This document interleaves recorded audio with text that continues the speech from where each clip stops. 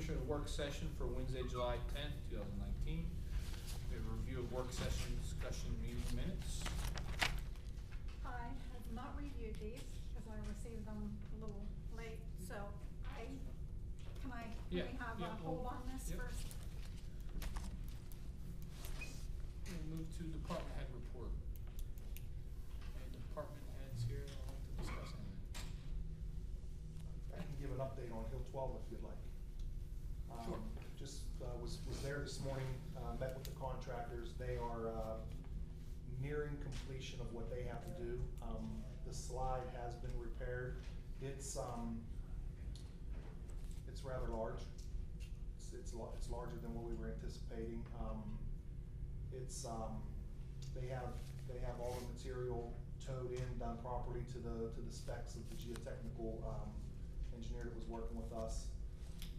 What they have left to do is they're cleaning out the inside of the road, creating a swell so the water will stay, trying to keep it on that side of everything instead of rushing over to the edge.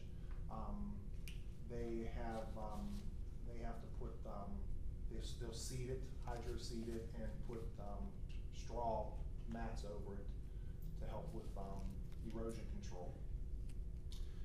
We met with the paver. They had to, it was so bad that it had to be tied into further back into the road than what was anticipated, so that entire portion of the road's probably, I'd say 75 yards, that they had to remove the road. So they're putting stone in today as we speak, and the subcontract and paver was there, and he measured and he'll provide a number to replace that road. Something that we will need to discuss. That road's bad. That road's bad, and the condition of the road is, and the way it's not sloped right, it's not going to the right angles. It's just a matter of time before this is going to happen again at a different location. So something that we need to discuss is while that contractor is there, we haven't paved that whole road. It is on the list. It is on the list. What list? The list, the paving, the roads to be paved throughout the county. County roads? Yes. Okay. Will repaving take care of the problem? Yeah, he'll come in and he's what it's gonna, we talked extensively with Larry Youngblood. What he would do would come in and he would have to build up with binder, scratch coat, leveling courses, and he would build it up, slope it where it needs to be sloped, and put up wedge curves. And that would, with some relief, you know, you can't have a wedge curve throughout down that whole road, and 3,000 foot. Pipes underneath. Yeah, are there any? Yeah, there are some Right. pipes. There are some pipes. Yeah, there are some pipes, and what they would do is, on the outside, they would wedge curve that, and in certain areas, because you have woods, you would just relieve that, out there, without putting drainage, inlets and stuff like that in. They would strategically place these relief openings. Would we have to bid that out, the extra work? Or is that part of the? Is It's it part all of the remediation of the slide. Part of the problem? Yes. Where is that? I think you'd have to look into it here. before Okay. I mean, it'd probably move quickly while they're still there.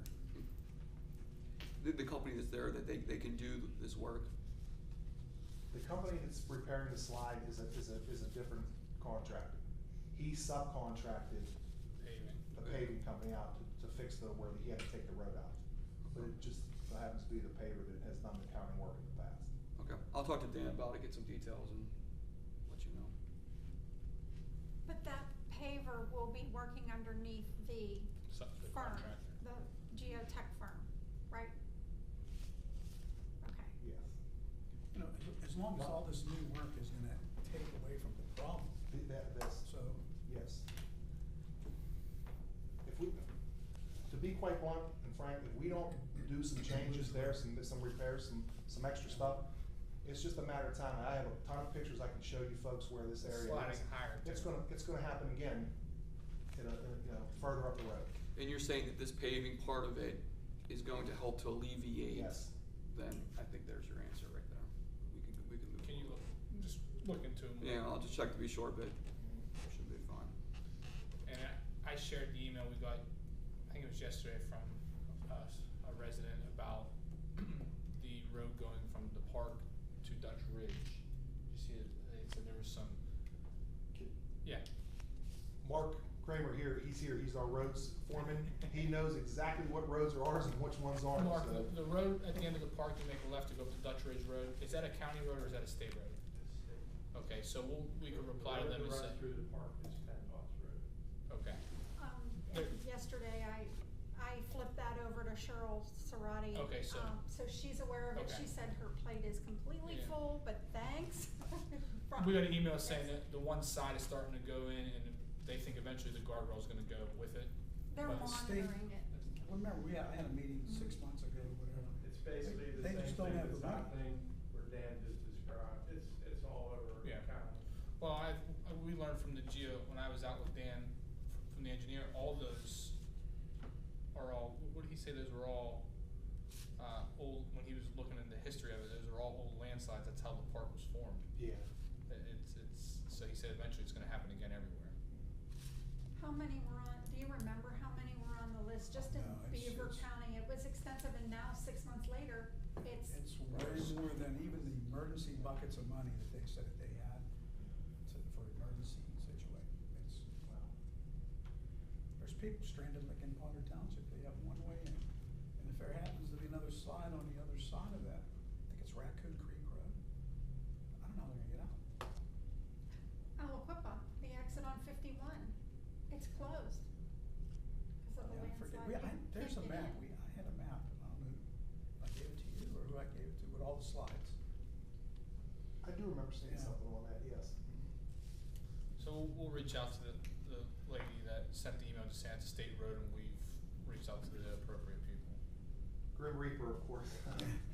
Bear is more bad Well, news. there's more. There's more. We have another one, Eddie Conant Park.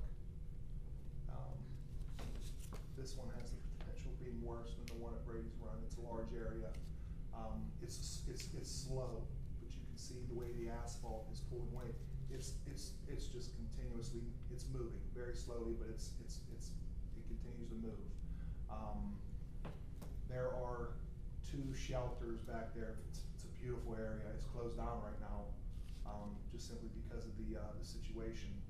And I guess what I need to know is, do you want us to keep that area closed down for now until we get through some of these other issues, or do you want me to pursue having the geotechnical engineer come in and look at this to come up with a solution?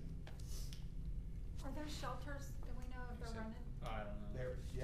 They're 2 of the most popular shelters there. Yeah, it's a very nice area. What is that? Is that 1 or 2 or 5 and 6? 5 and 6. Do you get to them by going around the back of the barn, or is that past the pole? So by the barn's 4, it would be the middle, it's called Silver Line Road.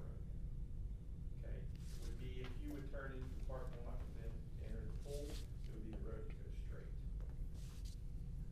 Okay. And it's called Silver Mine. We repaired this area where Dan's talking about in-house, and a week later, it just blew it all out. Yeah, it's moving that fast. Yeah, we actually cut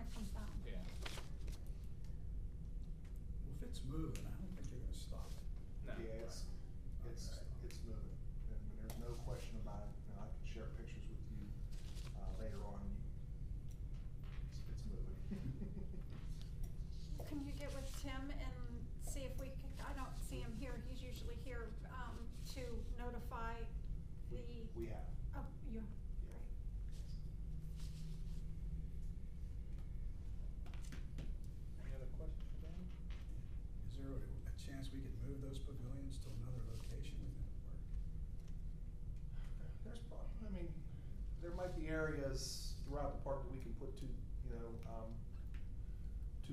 other shelters, but, just talking with what we were talking about at Brady's Run Park, shelters aren't cheap anymore either. Probably $100,000 a piece. But if it's moving.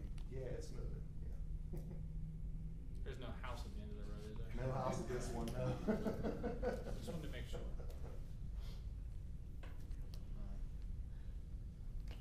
Any other questions for Dan? Any other department head report?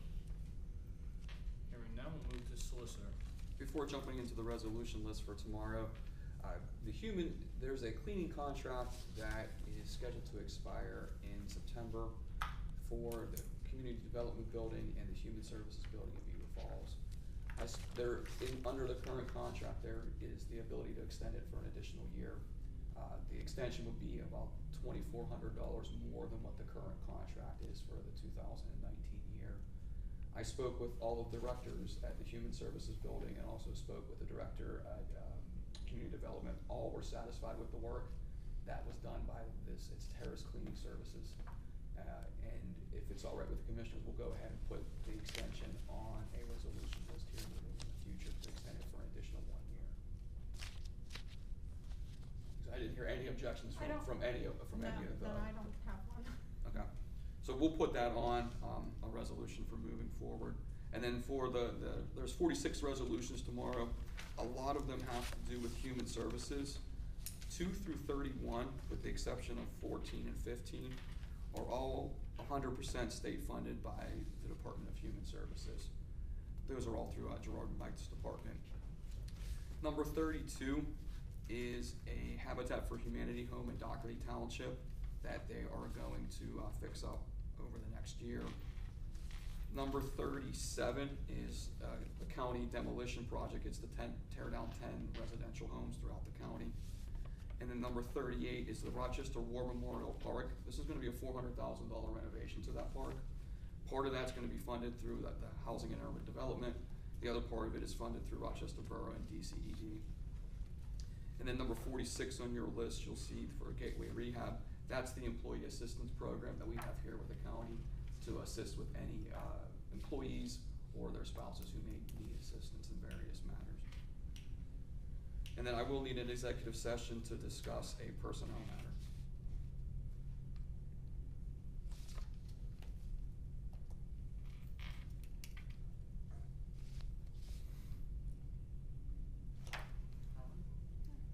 Any questions for solicitor? Number 26 on the list, it says Presley Ridge. This is where it starts, that number 26 in the resolutions is not Presley Ridge, it's Home Safe Home, Okay. with a spelling error. And then it goes from there, and then it corrects itself into the numbers, so we need to look at Okay. the group of those that are wrong, in the spelling one. And, number 28 is Big Brothers and Big Sisters. I will be abstaining from that. I am on the board, so I'm going to abstain. Number 30, on the list is missing, and I think that might be a little bit where it goes awry.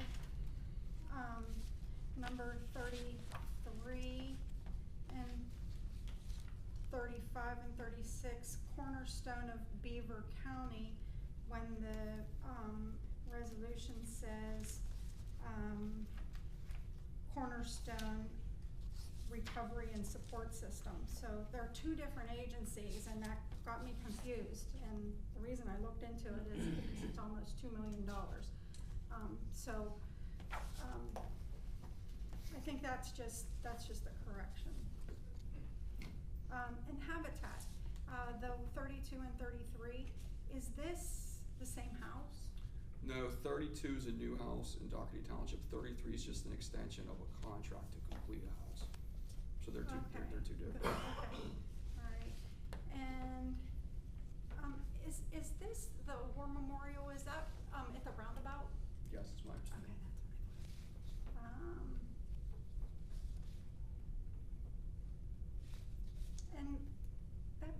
number 46, is Sid here?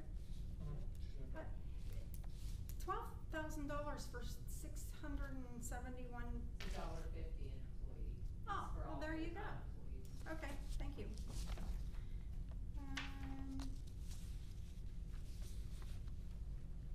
That's it.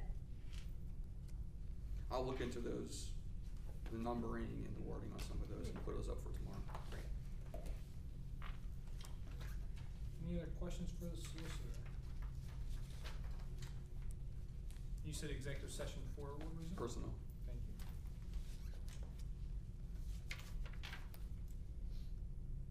Board of Commissioners? I see where I read that Governor Wolf's gonna give us 60% of what we spent on election equipment through a bond issue. I mean, that's good news. Yeah. Really Where's that good. signed? Yeah, I think they do it by executive order. Yeah, I think he's doing it outside of the He's legislature. going around the legislature. Okay. Well, then he heard all of the griping. Yes, The yes. pushback from the counties. A lot more than once. Yeah, that's. That's all I have. I briefly had a conversation with Eric Brewer yesterday on his way through, and he told me about the 911 gate that's in the back. I'm hitting it myself, sorry. You're because somebody else is a Grim Reaper, right?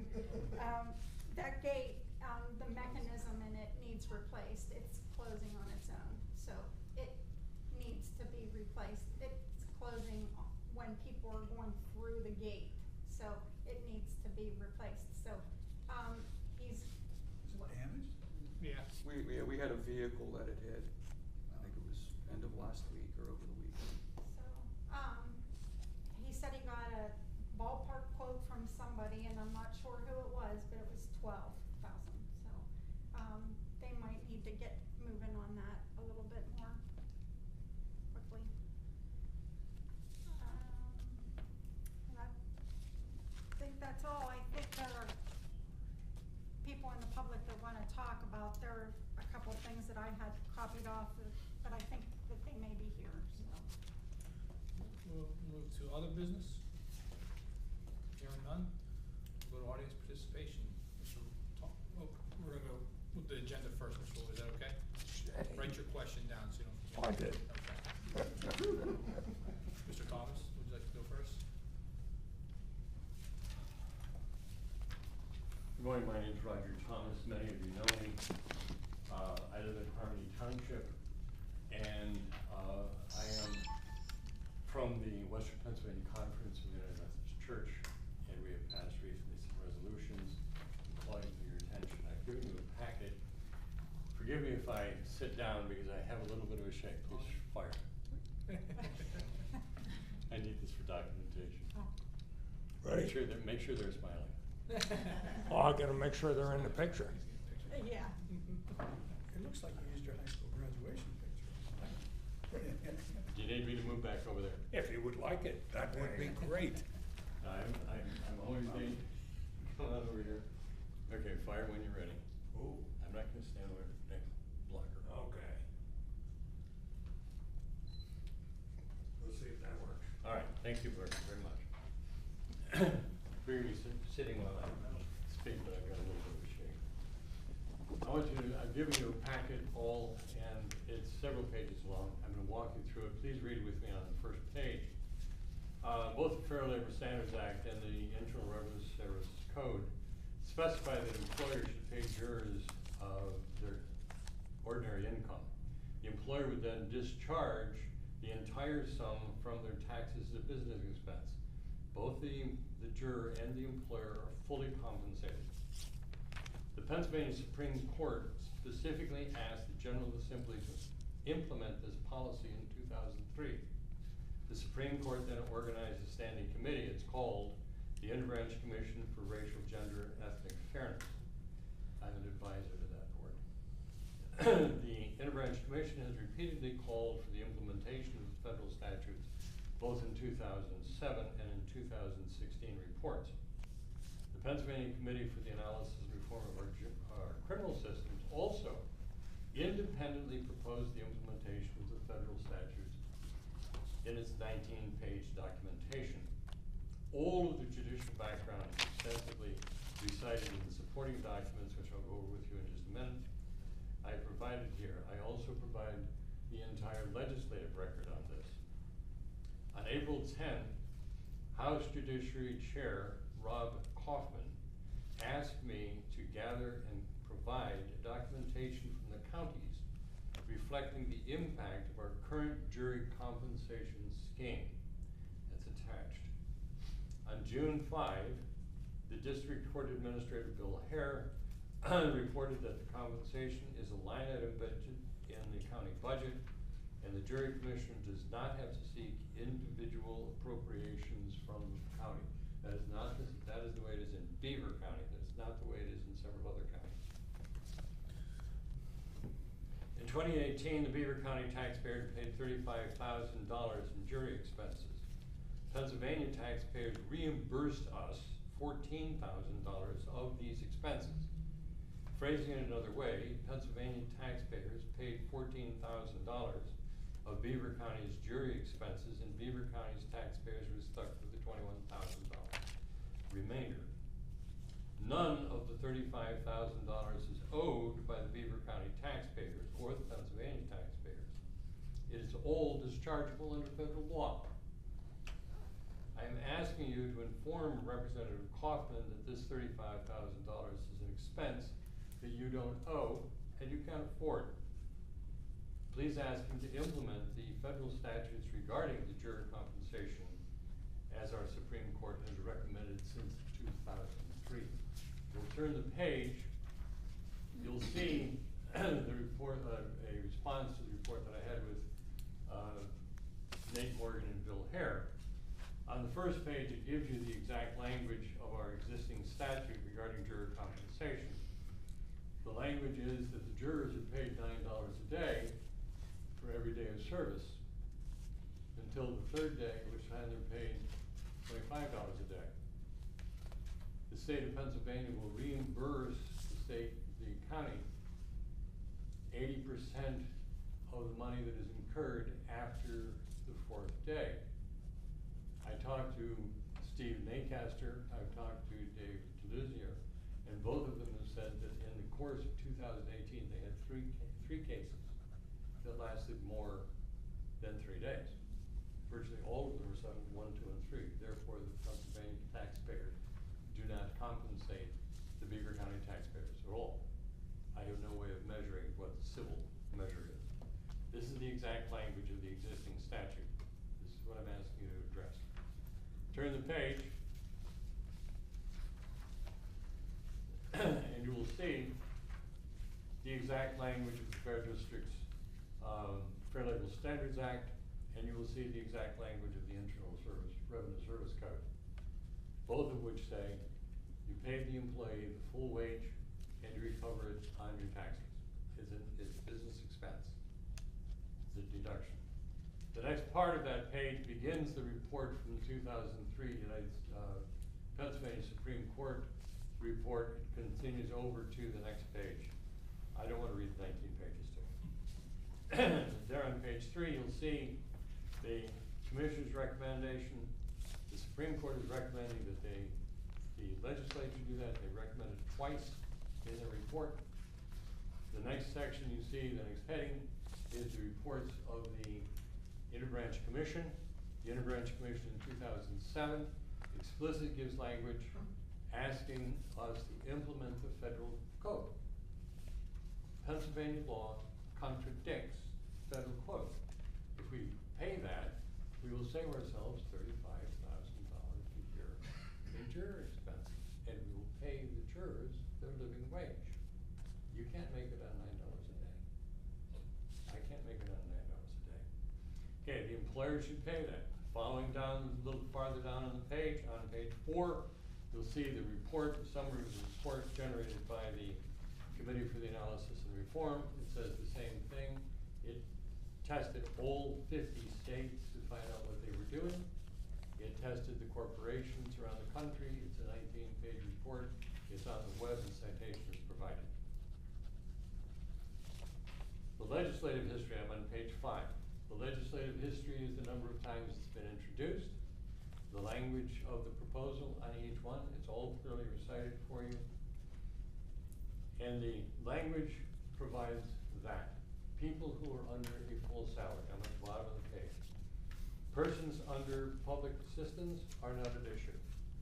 The court would simply give them a voucher saying they were on jury duty, they would provide the voucher to the funding agency, and they would continue to march. They're not impacted. The people who are on a regular salary or a regular wage are not impacted. The employer pays them their full wage, their full salary, and they go about their business. The court gives them a voucher, gives the voucher to the employer turns it into the IRS, and it's a wash. All we're doing is applying federal law to the state, reconciling, saying the same thing a different way, we are reconciling the state law to the feds. The problem comes up inevitably when talking about self-employed persons, and the definition of self-employed persons is very broad.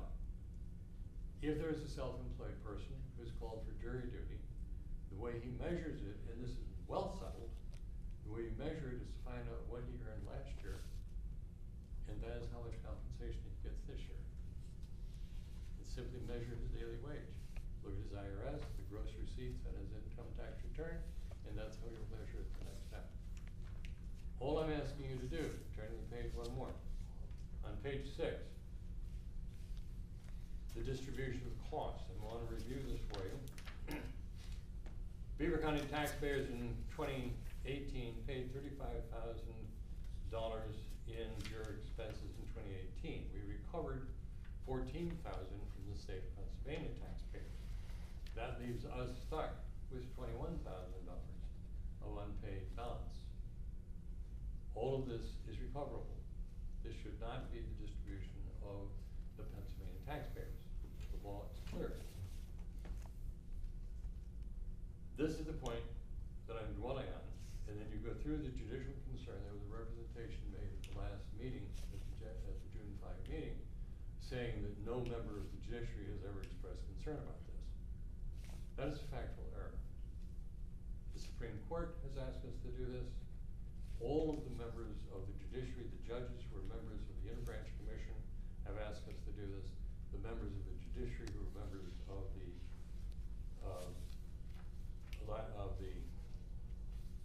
committee have asked us to do this. Each of these judges have asked us to do this. It's a factual mistake. Turn the page, if you would, one more time, and you will see the proposed language of the bill that is in front of the General Assembly. You'll see that in green, it simply asks that you apply the federal code to the state. That's all it asks you to do. It simply adopts the language directly out of that bill. You can see it's extensive and it's detailed, and it specifically states the current law in Pennsylvania is that jurors are paid 17 cents a mile for their travel time to court to serve on jury duty. That 17 cents a mile begins at the post office and goes to the courthouse. I'm from Harmony Township. 15003 reaches all the way out into economy, and by the time you've traveled from your home to the courthouse, to the post office, from economy, you've traveled several miles, which is uncompensated under the existing statute. And it's compensated at the existing statute 17 cents a mile, which was valid in 1959 when the bill was written. We need to change that and simply say, whatever the IRS is paying is how much you're gonna pay. Reconcile Pennsylvania law to the federal statute. That's what I'm asking you to do. Now, going to the last page, you will see, I provided here the memo, co-sponsorship memo that the legislators have asked to get support for this, for your information. Turn to the last page, and you will see the letter that I have roughed out that I'm asking you to send to Rob Kaufman. He's the chairman of the House Judiciary Committee. I want you to tell him that you pay $35,000 in juror expenses, which you counted tell him that this is all covered under the IRS code, under the Fair Labor Practices Act code, and you would like him to apply that. He has asked for this information, please give it to him. That's what I'm asking you to do. Has this House bill come out of committee yet? No. Never. Ever? Not one time. Since 2007, not one time. Who's gonna do the accounting for finding people's IRS and calculating from where they live to the mileage that they turn in? That's anybody who's a tax accountant can do that. I I'd mean, like for you the to- federal government, I mean, No, who's it's gonna not do gonna be the this? Fed. Who, It's gonna be okay, the the next individual. state, then who's gonna, I'm saying, who's gonna The do that? employer, The employer. the employer. So this affects small businesses, It affects everybody. Everybody's being. they're gonna pay it first. and They, then- yes, you pay it, and then you receive full reimbursement on your tax return. This is Mr. John Prozar, he is a tax accountant, and you can ask them these specific questions if you want to. John, do you have anything you wanna offer right now? Well, I agree with you on the self-employed people because, we're not in business of taking loans. I know it largely depends on civic duty, but when you have self-employed people walking out of business, you are closing Main Street down, and that's an issue. If this House bill comes out of committee and gets passed, would that give the power to collect the money from the employer? Because right now, well, not right now, when I was a teacher, all I had to do was turn my $9 a day in to my Right. school district, and they would just pay me my regular salary. Which is what But we're that- trying to do. Yeah, but that was because of a negotiated contract. What's gonna force regular employers from paying jury duties? Will this bill do it? It can, yes. Yes? The ordinary employer would be instructed to comply with the existing law, federal law. The Federal Services Act specifically says that he will do that. Okay. He pays, he recovers it all on his income tax.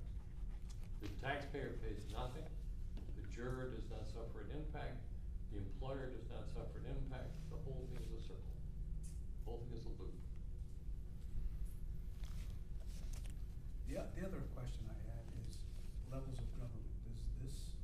This bill will effectually be effective in Pennsylvania, Oh, yeah. but how about on the federal level?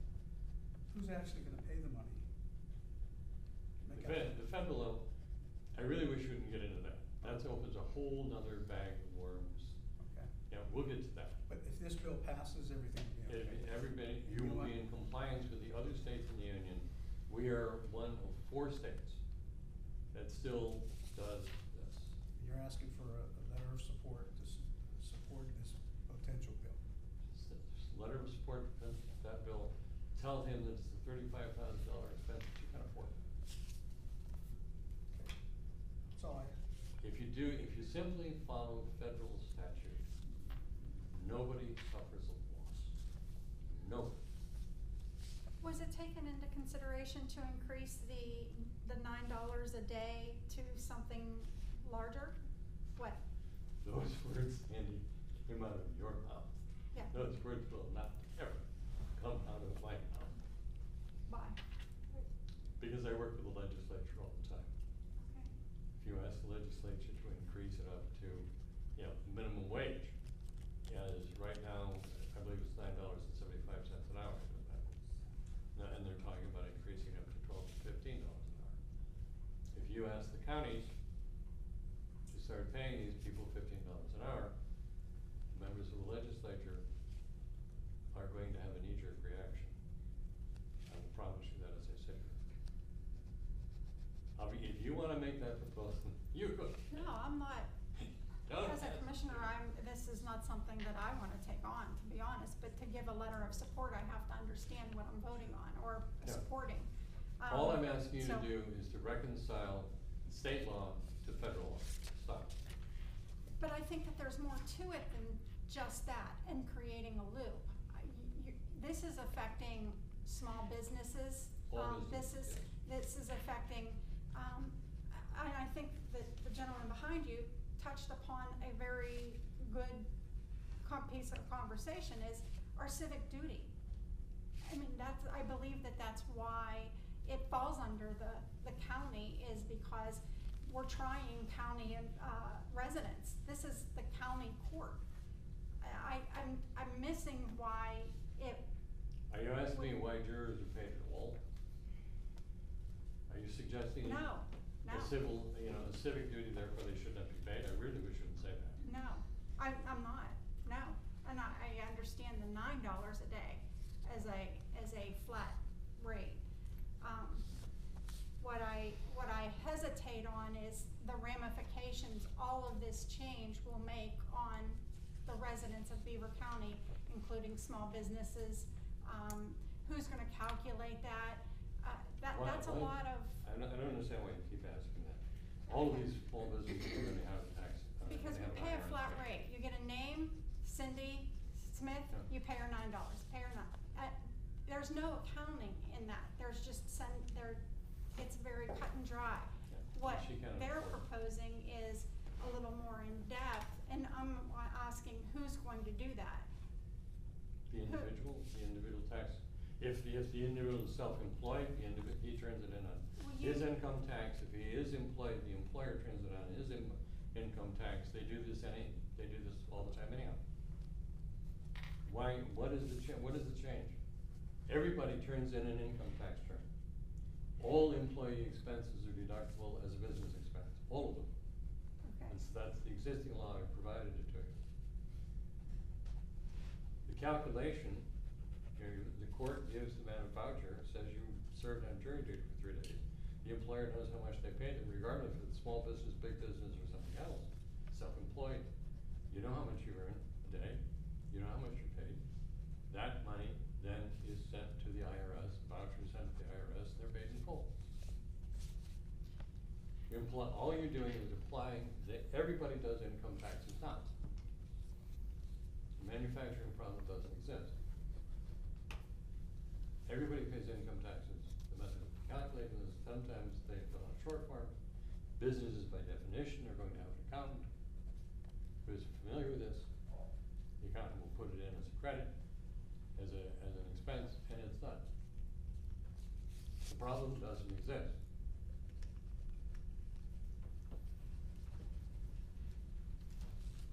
All I'm asking you to do is contact Rob Kaufman. This is how much we incurred as damages on jury expenses, and it's all covered under federal statutes.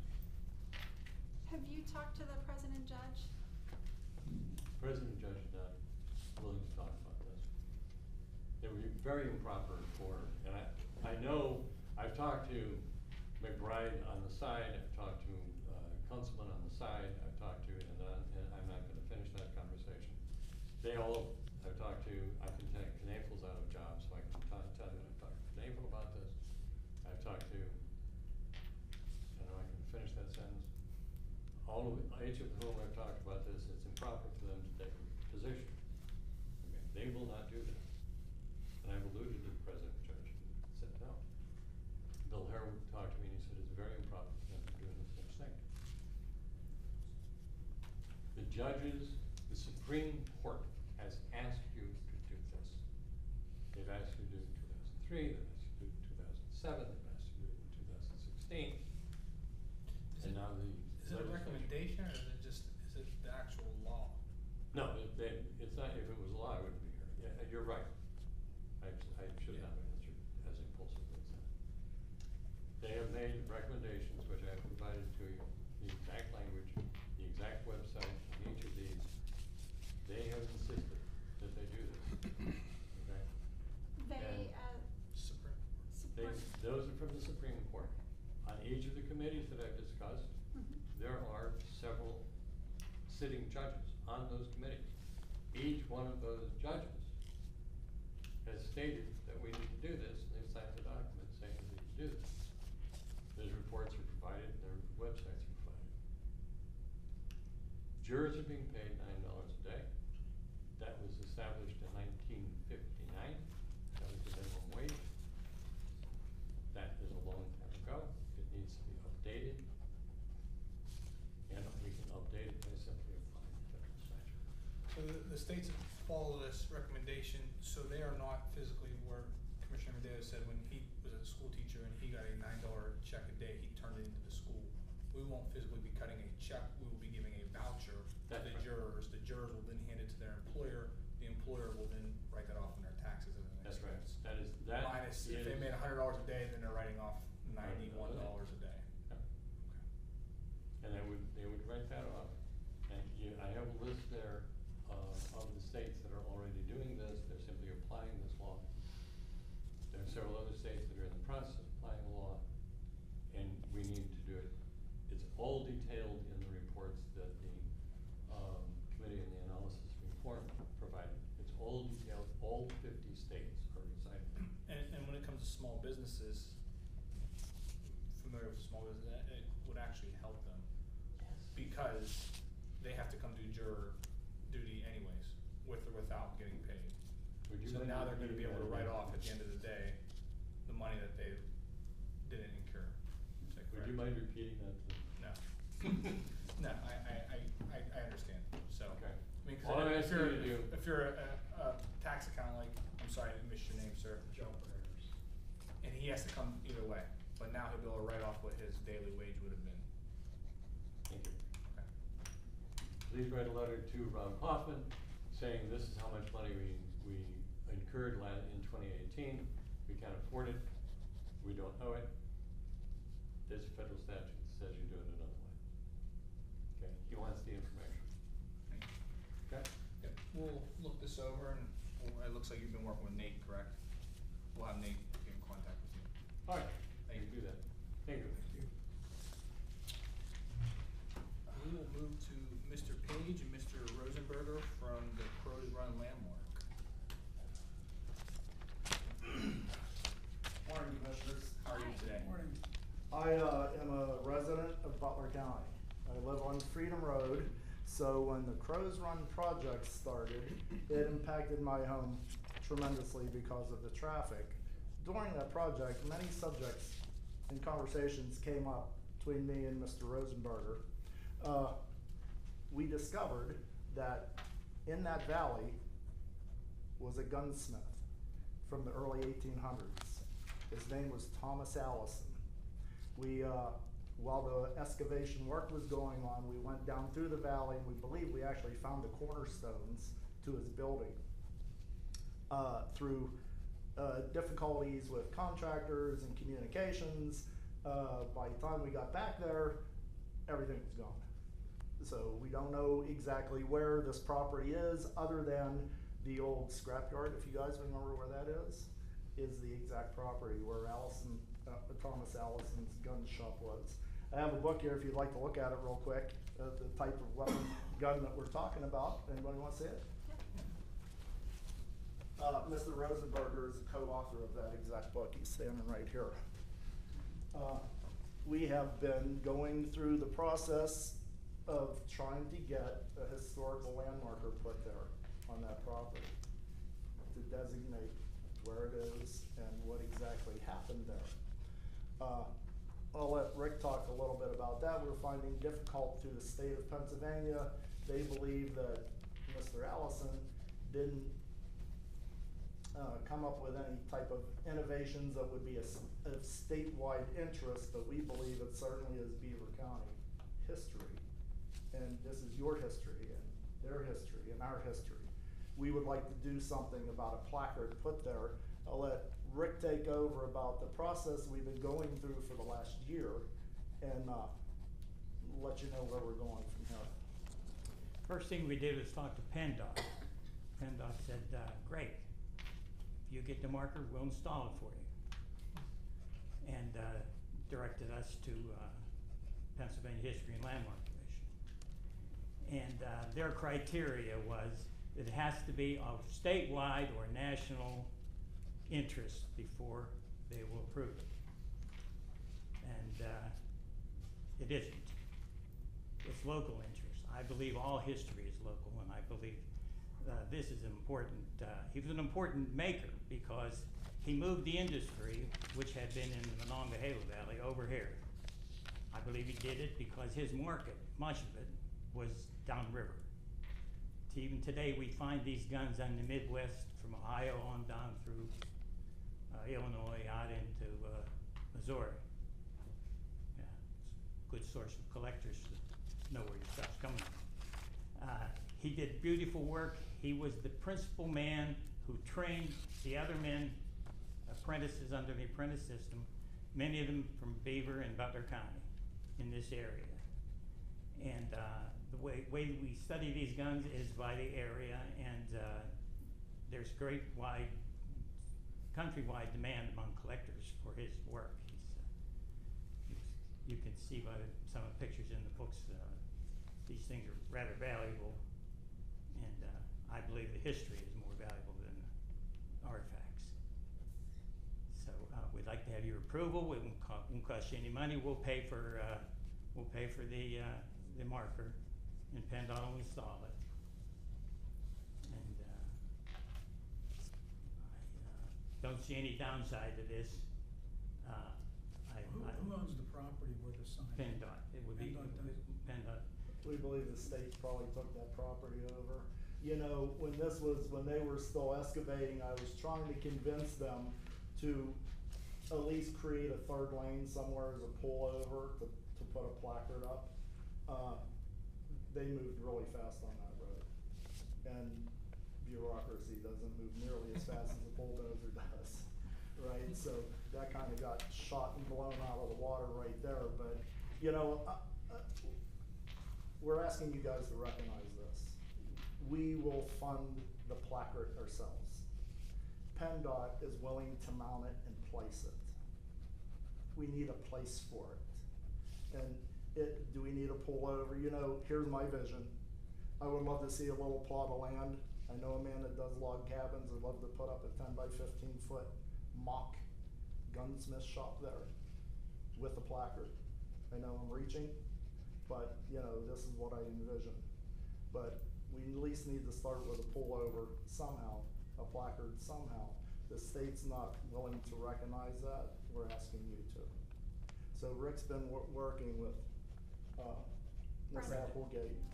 I'm sure you know her well. If she wants to talk, but this is what we're here to ask you to do.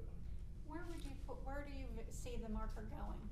Well, obviously go along the side of the road somewhere. You know, the excavation work through that valley wiped out everything, and you know, I knew where the scrapyard was. When I drive down through there, I know about where it was. He had a dam and a mill race, and he had a mill. Whether it was there whenever he bought the property in 1819, or whether he built it, we don't know. But there were, before PennDOT got there was evidence of cut stone and along the edge of the cliff where a mill race came down from a dam. That's all gone. There's plenty of land unused there. They rerouted the whole stream, and they're agreeable to working with us. But Instead of having a marker along the roadside where you can't get to it and you're gonna be flying by it, why wouldn't you put it in a place where you can, somebody yeah, it can would be nice to have view a it? couple of picnic tables there, and where people could pull over and. But that's not going to happen now, is Well, we what I'm don't- hearing from you. Well, we don't know that yet. I don't think PennDOT would have a problem with that. They were very cooperative, and they've been very cooperative. They certainly cleaned it up by getting rid of that junkyard. That was really a mess there. So what we were really envisioning, ma'am, was a placard on that property, on the actual property that Thomas Allison made these guns at. That's our vision, is actually to place it on that particular property in recognition and honor of him. Can I add, on a totally different subject, I have asked PennDOT to move our George Washington signs to that road. Because right now we're going up, Wallace Run, which is very windy, and our signs are being bent. And Crow's Run, once I do the research, could be more closely aligned to where George Washington came up through in 1753. So so, you know, there might be two different you know- time periods, not related, but, two historical aspects.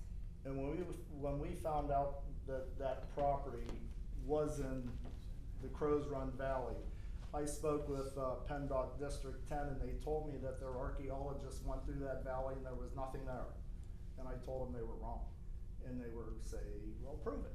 So that's when I asked Mr. Rosenberger to get involved, and he more than proved it to them. And we did have an archaeologist identify what would have been there and what he saw. And it was an ideal spot for a mill. Brenda, is there, they mentioned about a policy that, is it the county has in regards to markers that you have to? Well, I actually have given them the application, we do have a committee. In previous history, I'd like to present this to the commissioners. They have supported over 100 markers. And we currently have a book that has been written about each of those markers. So what I suggested to them today is that they fill out a marker form if they want a county marker, and then I will take it to the committee. Have you guys filled the application out? We just got it today. Oh, okay, I'm sorry. So We have this is the not- work that's still happening here. We have not purchased any new markers, maybe the last 5 years because of our budgetary cuts. But being that they're willing to pay for it, but this is the perfect opportunity now that, you know, maybe we should decide that we are going to continue and go forward with our marker program, and we can update the book.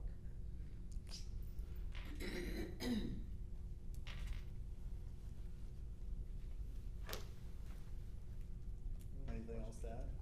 Don't see any downside to this. No. What's our next step? The application. The application. We'll make sure we do that application as soon as possible.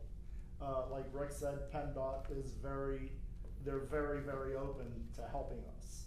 To what extent, I'm not quite sure yet, so, you know, I can't give you a finalized decision of what they're gonna do because we don't know what it is yet, but we, wanted to come in here as soon as, the state turned down the state historical marker for us. So we realized our next step was you folks. And then your board will review their application and approve or Right. recommend? Make Make a rec- recommendations. okay. We actually have 2 or 3 applications ahead of them. I'm not saying we're not gonna approve or disapprove, but for your information, we do have markers that have been submitted that we have not sent for production. Are they all the same style or? Ours are, So- the markers that you've Right. supported are all the Okay. same. All right, and that would include this We could then? be included so that they would all look the same, which, I talked to some scouts, last night about doing, a scavenger hunt for markers, you know, getting the scouts to go through the county. My understanding, Mark, is that we just had 3 pending signs installed yesterday. Yes. So I'm real excited about that, so we should probably have another sign dedication. So I'm real excited about that. So just leaping ahead a little bit here, if we can get this sign put up and there is a dedication, we will have a couple Thomas Chaney guns there. We will bring some rifles. Do they work? Well, they're flintlock rifles.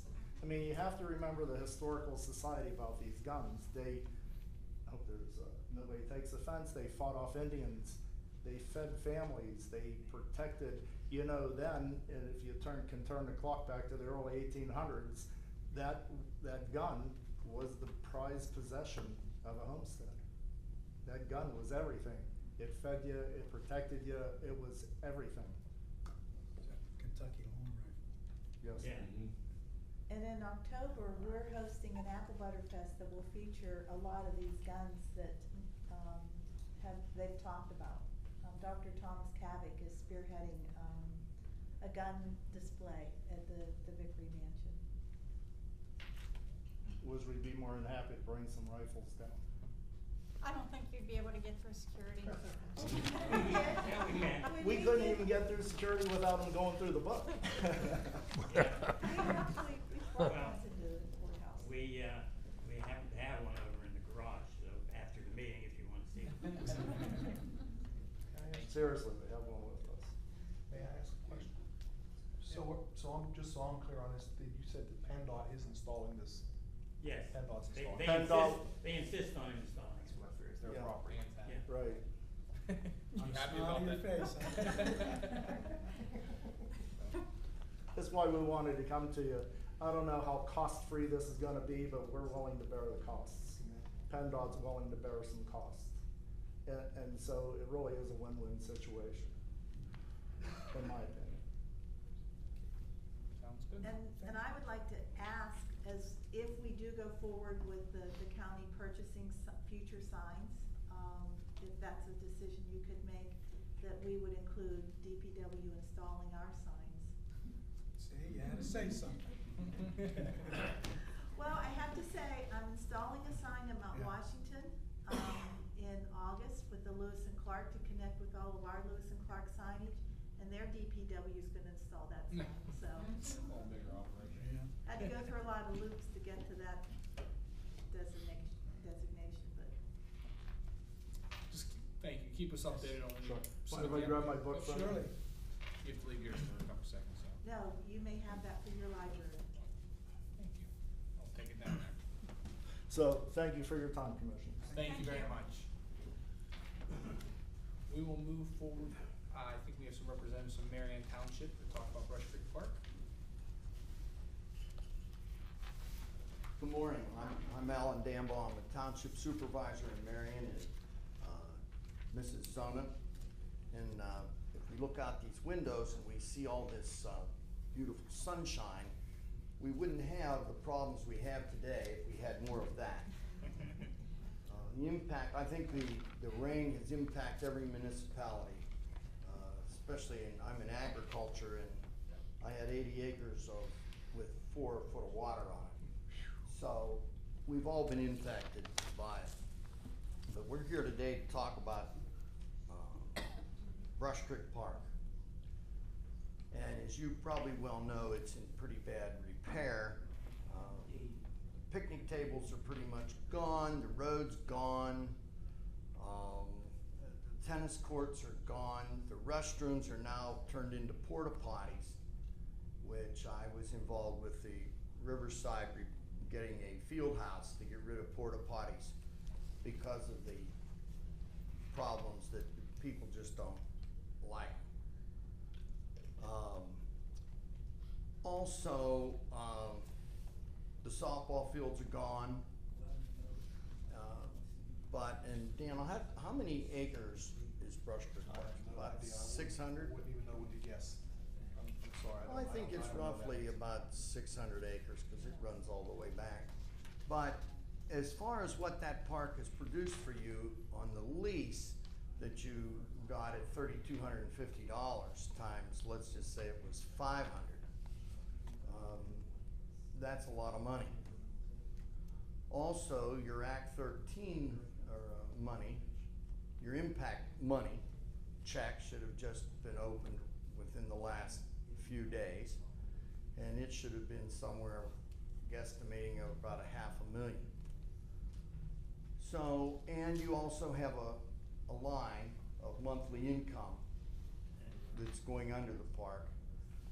There are 2 more well pads proposed, the Bloom well and Wetzel well, which could put more lines, maybe at either deeper or whatever, underneath the park.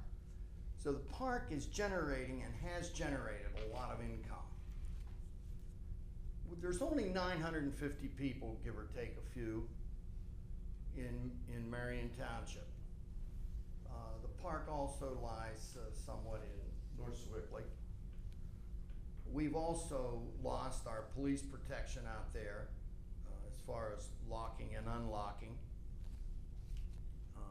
Marion Township has a part-time force.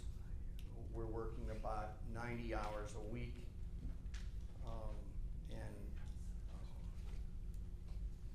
North Sewickley is, has around the clock, I believe. But that is a big concern to us as much as there's just nothing, the playground equipment, everything's gone. So we met on May the 9th, and we had With talked. Garen Yeah, and with with Garen Dan. and with Dan, and the sheriff was there, and the supervisors from, one supervisor from North Sewickley, and myself. And we talked about things that, you know, might get the ball rolling here. Because if that park was put back to the way it should be, or close to what it should be, people would definitely would come. Right now, I think it's mainly walkers, people walking, but it's the security issue also. So we had talked about looking for grants for Playground. Yeah, for playground. Did that ever, has there been, since that May 9th meeting, have we moved forward, or what's kind of the plan here? We checked with the county. It would not be eligible for any grants for playground through the county programs. It would be eligible if there would be a special needs component to the playground. We could get grants through that through CDBG, but they didn't have anything specifically earmarked that they knew of a grant for Brush Creek Park. As I look at these other parks and what they have, granted there's more people, but that park was built with grant money. And Ms. Sonia could address. Well, and I read the history, I read when they built that park, I read all the plans. I have read the operation and maintenance, there is an operation and maintenance plan for that. I read that whole thing. It was built they wanted it to remain rural. And I don't know if any of you've been there. I don't know if you've read anything about the history of it, about how it's supposed to be taken care of, but they built it and made the operation and maintenance as easy as possible, and it wasn't supposed to have to put a lot of money into it.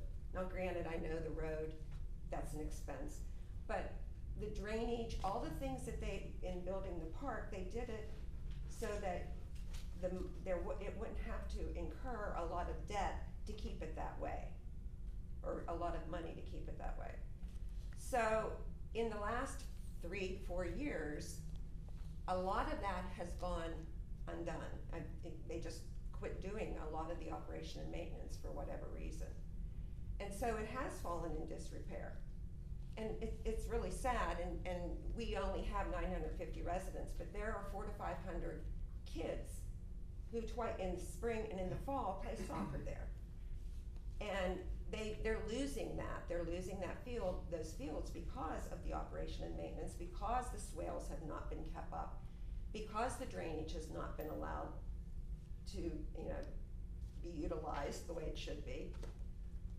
I just wonder, if you put all the money into the other parks, what about Brush Creek Park? And, the road, Act 13 money can be used to pave that road. I know that because we use Act 13 money to help us. And it's been a windfall for Marion Township. We have 19 wells in our township. We are one of the top producers right now, or what's going in, and there's more going in. New Sewickley and Marion Township are the places that it's happening. And I know that that's helping you guys too. Can't we have some of the money back to fix our park? Well, a month or so ago, I did some research and I pulled the amount of funding that we do allocate to that park, and we invested $1.3 million in that park in the last 3 years. And where was that, That bridge keeps washing out.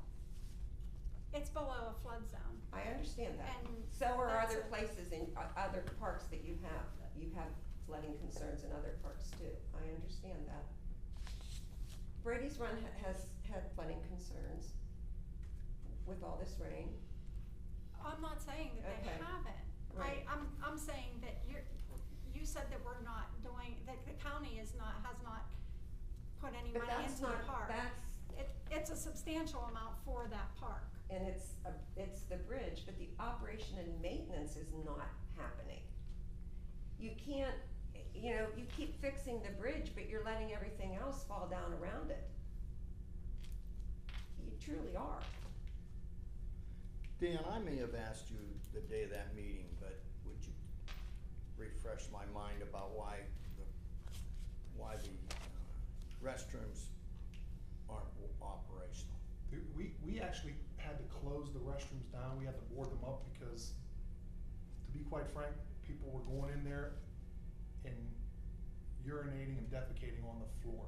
They would close the lid of the toilets and defecate on the lid instead of going in the toilet. There's 4 people out there working. We can't go and clean those restrooms every day. With the way the grass is growing and everything else. If we had some kind of security, it may clean it up a little bit as far as, but, you know, that park's been there, when was the park born? I forget, it's been quite a while ago.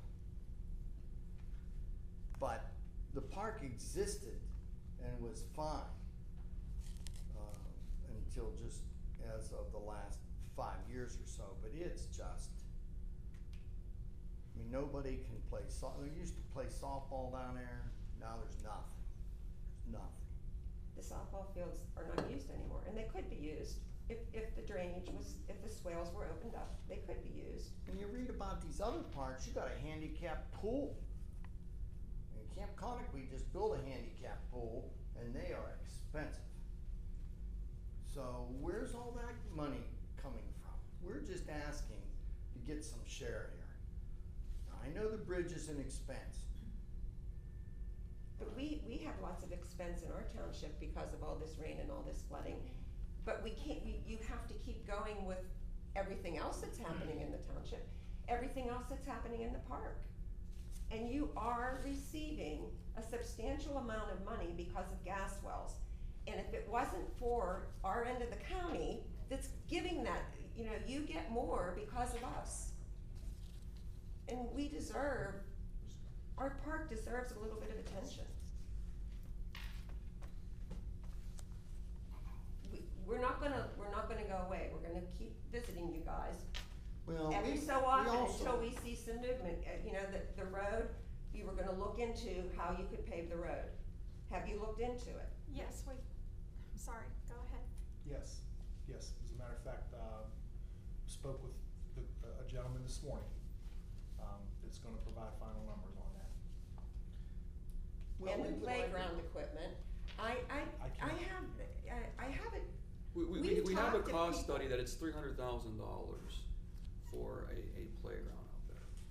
And, you know, like we talked about at that meeting, it comes down to where do we wanna allocate, are there funds, and if there are funds, where do we wanna allocate those funds to? what part of the county has, more people in it, but people visit our park. They love our park. Not in the state it's in right now, but because you have more numbers of people, and I don't wanna use the one word, but is that what it's all about? How many municipalities does Rosh Creek encompass? 2. Marion And North Swiftly. and North Swiftly. There's another one. That's what I thought too, I thought there were 3. I don't think Franklin's in it, I think it's just, No. it borders really? it, but it's Okay. not. No, It's way Franklin, more. Franklin It's way does more. not. Franklin just joined in our fight just because they have a lot of children who play soccer there. And so, and the school uses it for their, cross-country meets. I mean, We would just like to see a plan and be kept informed. Well, we have a long-term strategic plan for our Parks and Recreation. It's published every 10 years and it's updated usually every 5. So there is a plan, and it's voted on as a resolution, and it's set forth that that's the criteria that we use to move forward. And Brush Creek is in there. I asked about, whether any of our county parks, could be sold or given to a municipality. I don't know if that would be something that the two municipalities would be interested in, and I don't know whether the other two commissioners would be interested in that as well. This is just me talking. If you would like, I would open up that conversation to donating that park back to you, Here's to the the thing municipalities. about that, and I've looked at numbers, I've Have looked you? at your budgets. Okay. You know, if we got the impact money that you're getting because we have those wells, you will continue to get that impact money. It won't change for Marion Township, because the municipalities get a certain amount, the county gets a certain amount. So if you give us, even though we own the land, it doesn't matter. It's the way that legislation was written. It doesn't matter. So if we could realize stuff like that, it might make a difference, but you know what, I have no vote, and I know that that's not something that Little Marion Township's looking at right now. I mean, our budget is kind of laughable compared to even other municipal budgets, because we're so small. We're small, but we're mighty, and we have a really nice park there that you guys own, and we just want it to be usable. Garen, how many wells are on the property? There's no wells on the property, it goes There's underneath. one under, there's Okay. one under and two proposed unders. Yeah. Do you know how much the county specifically collects from Those, just Brush Creek? I don't. I'm not even sure if it's broken down like that. It's not. You get a check every month, I get a check, I got a little bit of land. It's not, the impact fee is for the county, it's all the wells in the county. I understand that, but obviously if you divide that by how many wells there are, we can figure out how much Brush Creek is specifically bringing, cause you're talking about a large amount of money the county gets. Mhm. And if we take what just Brush Creek is bringing, it still isn't enough to operate that park. So you're making it seem like the county is not spending, we spent well over enough money that the impact fees are bringing in there. So, yeah. But you could use that impact fee to fix some of the problems. We I'm do. just saying, We have- because the impact fee, you are only allowed to do certain things with it. I'm very familiar with Recreation it, is one of yes, them. I'm very familiar with that, I understand. Police and roads, I mean, you're allowed to use it. And we do use it for that. Another thing that is that, you know, there's signage down there that says, you're not allowed to have your dog off your leash. Well, if I send my police officer through there, he's not allowed to write a citation in the park. Now, if you have this gentleman's flintlock and shoot somebody, then he can arrest them. But they do not have authority to do anything, really. I mean, if they find somebody vandalizing, our hands are tied. I didn't hear an answer from Commissioner Akeley's question. Would you guys consider taking the park? I can't, We would have to, there would have to be some, Marion Township, I mean, I understand. look what we have. We have cows and a lot of large acreage that's being crop farmed. So, we do have some businesses, and I know at this point North Swickley is not interested. There was more interest in our 3 supervisors than there was North Swickley, and we cannot do it alone, and North Swickley is not interested. I mean, we'd listen to we're always willing to listen. But, I think there ought to be some, there has to be some recreation money out there somewhere.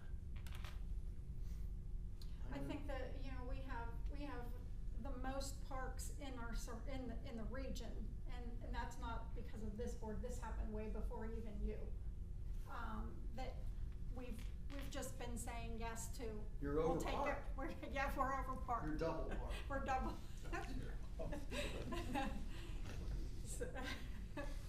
So that's where the problem lies is And so that- it's where you decide to put the money is what it comes down to. with the long-term strategic, have you read our plan? I Because read of that- part of it yeah. about the park, yes, I Okay, did. okay. I mean, But- we have 4 people, what do they work? Daylight hours, 7:30 to 3:30 or? 7:30 to 4. Okay, And that, what they're they're opening in the morning, and then. I don't know that anyone's logging it, not yet. I mean, that's, there lies a problem. Our guys are leaving at 4 o'clock in the afternoon. Most of your recreational activity is taking place. People come home from work and they go and do things. right.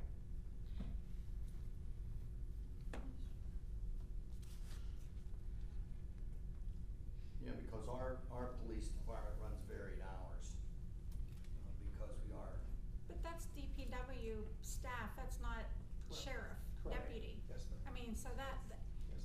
your worker isn't going to go and, issue a citation or, Lock and unlock the park, right?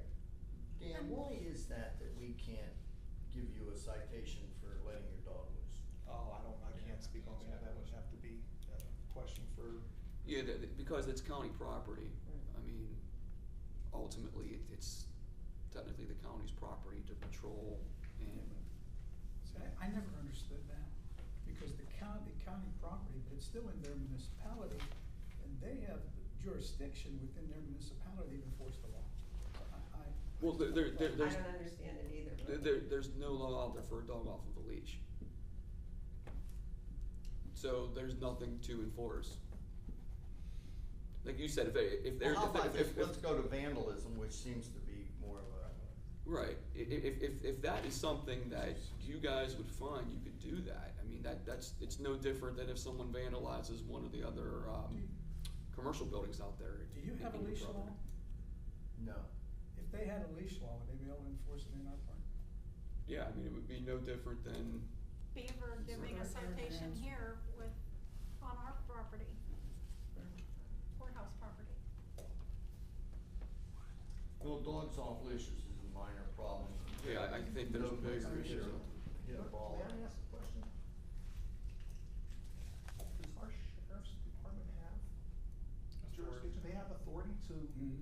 they do, but the issue is, our sheriff's department isn't out there. They're not there, okay. Yeah, they used to lock it and unlock it. And they used to patrol it quite frequently. Yeah, they were out there. And they don't any longer. Maybe it's. So the road is, you're looking into the Yes, road, ma'am. the playgrounds are kind of out. It's, I mean, we it's, get- it's out there. I mean, we have a proposal on what the cost would be. Like I said, it's $300,000. And that goes back to your Act 13 money, where does that, that 300,000, I think the county got a little over 700,000 last year. So if they would put that playground in, you're looking at almost half of the money being eaten up in that Check this year will be more. for next year. Oh, the one you should have just got one. Yeah, I think it was a little over 700,000. 727,501. And I guess 500,000. I was only off 200. So, and the drainage, so that the fields can become usable again. Respond? Obviously, we're fighting weather. We have full intentions on, the last time we met what was that, back in May? We thought that we would, no problem, be able to get pipes in there, it would be covered over and everything like that. Unfortunately, where we're talking, the location that we are talking, it is in the floodplain. I understand. We can't get equipment on it. So basically, it's where it is, where it has been. I expressed my opinion, my feelings on it, and of course, I work for the Board of Commissioners. So whatever they decide that they wanna do out there is what we will do. But it was my recommendation when we had our discussion that I'm all in favor of having the pipes put in there and that being brought up to the level instead of the swells, simply because of a liability issue. So when that park was designed, there wasn't as many lawyers, and so they put swales. I think, when you know the history more than I do of it, I'm 3 years into the county. When was that park built? I don't know. I read it all, and I'm not gonna throw a year out there. Wasn't it an old strip mine? Yes, it was definitely an old Yeah, it was strip. But we're talking going back at least 25 years or longer. Oh, correct? way longer. Okay, so I'm sure, things laws, everything has changed significantly. Even before me, Sam. My only question is how many, I don't wanna say a lawsuit, how many claims were filed against the county because of those swales? Because they have been in use, and they have had kids play soccer and people play baseball. What was filed against you? I'm assuming they have to sign a waiver to play. Yeah, they do. To my knowledge, at least since I've been here, which is a little over 2 years, none that I'm aware of. But one lawsuit can set you back It's tens just, of hundreds of I mean, thousands of dollars. It's the way it was built, it's why they're there. I don't know as if it was the way that it was built. You don't build a park, it's the land. You cut down the trees and it was flooded Design. before it But was a park. they actually It built was- the swales into it, they built the swales into it. Okay. And you can look at the maps and see where they put all the swales so that it would drain. And if you read about it, the reason why they use that because less maintenance, just keep them clean, it will keep it drained, because it flooded back then. And they knew that, but the swales helped keep it drained. What was your maintenance crew before, say, 2 years ago? It's the same, 4? yes. Yeah, of course, we're all. I'm sorry, I take that back, I believe there was a foreman out there. There was a park foreman out there that had taken the early buyout, so they're actually down 1 employee. Well, we're all fighting grass.